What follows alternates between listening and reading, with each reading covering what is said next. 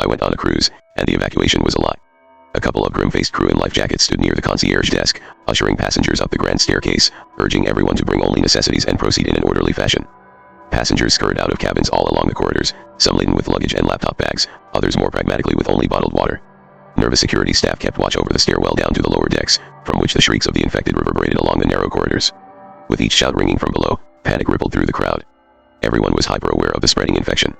The infirmary nurse we'd pulled from the lower decks quickly deserted us to join the flood of people. I started to follow, but Lily nudged me and raised her eyebrows, giving my hand a significant glance. You, might want to clean that and put it away. I was still clenching my knife, bloody from my encounter with one of the infected, an eyeball skewered on its tip. Horrified, I quickly wiped it off on a napkin from my pocket, tucked the knife into my jacket and tried my best to wipe my bloodied hands clean. No wonder other passengers were giving us anxious looks and a wide berth. If not for Lily's presence, the security staff monitoring the stairs likely would never have let us through. Ow, I winced as I scrubbed, finally noticing the bite wound. I hadn't felt it at all during the adrenaline rush of our escape from the infirmary, but now it throbbed, oozing blood. I sought a clean rag from my bag. Security staff hovered nearby, eyeing me. Lily bound the wound and quietly asked, "Are you infected?" "Huh? Oh. No, it's not that kind of contagion," I said. "It's more like possession, it spreads through whispers.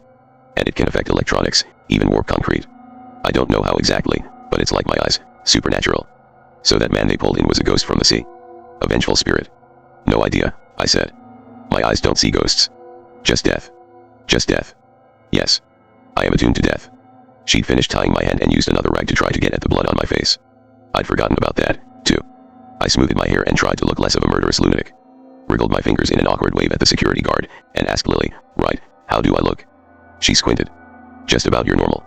"Good," I said, before my brain caught up to my mouth and realized what this implied about my normal. "Why, okay," this felt like a lot of shade from someone I'd just hauled out of the contagion-filled underbelly of the ship. I scrunched my brow, about to retort when we both heard it, the shriek of a thin, high voice. Passengers wept and sobbed as they thronged past us. Panicky babble filled the air.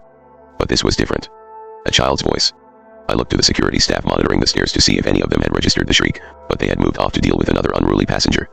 None of the other evacuees were paying attention. And of course Lily went after the cry.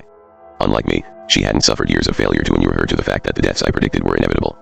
Also, I hadn't told her that our own expiration dates were rapidly approaching, that our escape from below meant nothing and we were as doomed as all these other passengers. Soon, maybe right now, following her to the sound of the child's cry, I'd get infected, go mad, and immolate myself. But there was no sense trying to dissuade her. What I'd learned in my 40 years was that all roads led to the future I foresaw. I followed her past the elevator bay and down to the last cabin on the port side. The wail could be heard more distinctly now above the general din. Then came the sound of a woman's laughter, low and throaty. "Mama," shrilled the child's voice. "Hello." Lily pounded on the door. "Hello. Do you need help?" The throaty laughter abruptly stopped, though the child's wailing continued. I tensed, every muscle coiled. As footsteps approached the door, Lily's eyes flicked to me, signaling me to be ready. I sort of wanted to press pause on this moment and explain to her that a few lucky strikes didn't make me some kind of Buffy the Infected Slayer, but now the door was cracking open. Mother ducker. I gripped my knife. The door slowly creaked inward, revealing a cabin in disarray, the gray light from the ocean view window falling on discarded clothes, a shattered mirror, and a small boy huddled by the bed, a bright green backpack beside him, packed with children's versions of emergency supplies. He clung to the straps, red-faced and weeping, while Lily pushed the door until the knob bumped the wall. No trace of the woman with the throaty laugh. I swept into the room.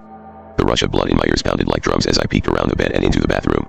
The boy couldn't have been more than 5 years old, his voice hitching in a whimper when I passed near him with my knife, his fear subsiding only when Lily knelt beside him and cooed in her soft, musical voice, "SSSHHH, it's all right. Is that your bag for evacuation?" "I'm Lily, what's your name?" "Ben Benjamin."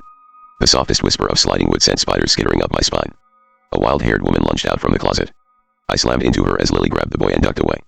My knife cut into her shoulder. Her fingers raked my cheek. And then, suddenly, she embraced me, her tongue snaking inside my ear. I gasped at the sensation of cold that went straight through my inner ear with her whispered words. I couldn't even make out what she said. "Skew you on," all hissing and slurring.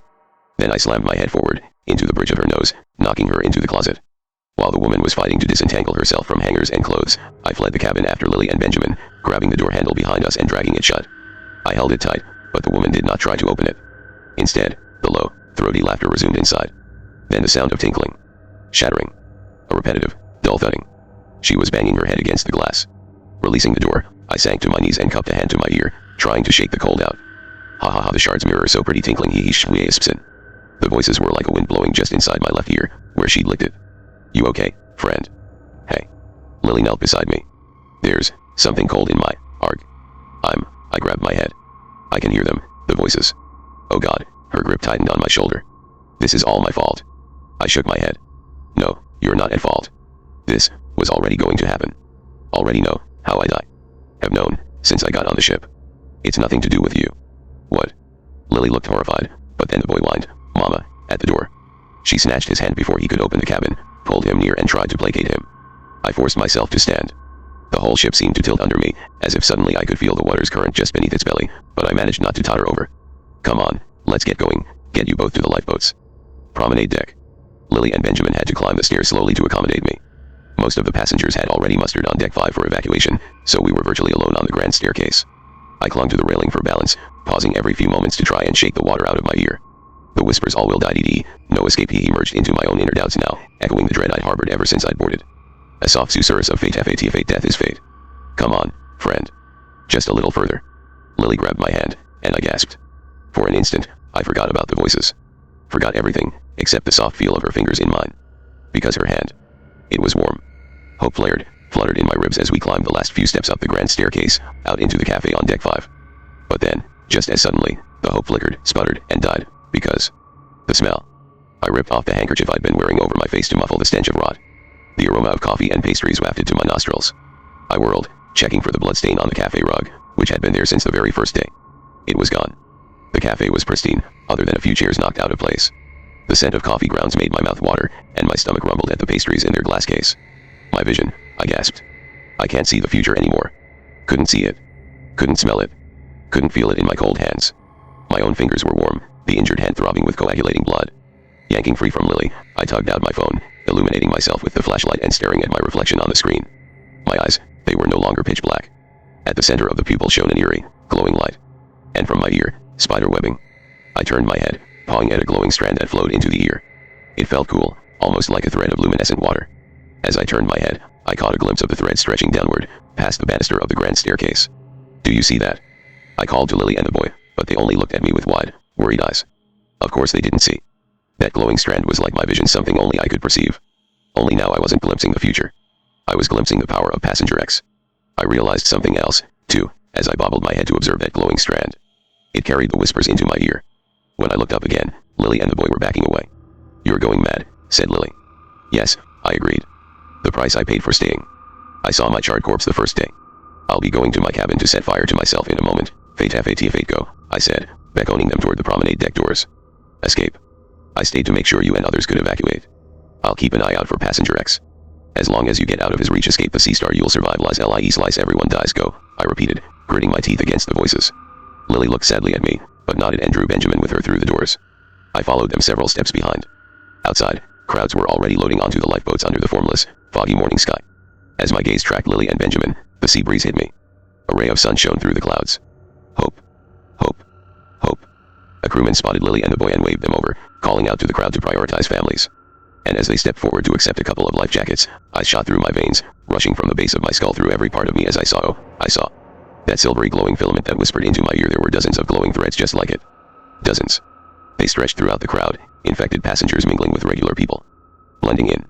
And as I touched one of the lines, its whisper roared into my mind. Fingers bite the fingers. I touched another nearby. Ha ha ha, what if I tore out her scalp? Ha ha ha, when I board I'll start tearing.